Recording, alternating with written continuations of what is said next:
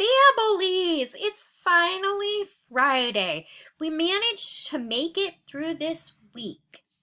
This week, we have been learning about forgiveness. And our verse this week, if you could ask your child to share with you, I would love to know that they have shared it with you and that they can tell you our verse. Our verse is, forgive and you will be forgiven. Now, whoa. There we go. I'd like for you to watch Father Shock's Ash Wednesday homily on forgiveness. It was a very good homily on forgiving ourselves, forgiving others, on asking Jesus for forgiveness. He just does such a wonderful job explaining it that I think it is worth going back and revisiting it. When you're finished, all you have to do is click this link and it will take you right to the video. When you're finished, I'd like for you to think about or discuss. It could be that as individually you think about who in your family do you need to forgive? Who that lives in your house do you need to forgive? Or maybe it could be that someone has done something to your family and you need to forgive that someone. It could be that maybe in your family, in my family, we have conflict with my baby brother with some things. And so, maybe it's that my family or that I need to go to his family and just say, I'm sorry that this has happened. And we'll try not to have it happen again. Or what can we do to help do you forgive me?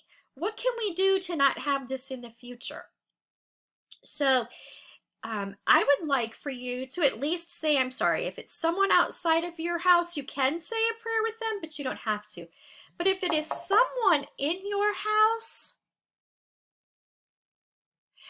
I would like for you to go to that person and to say, I'm sorry for.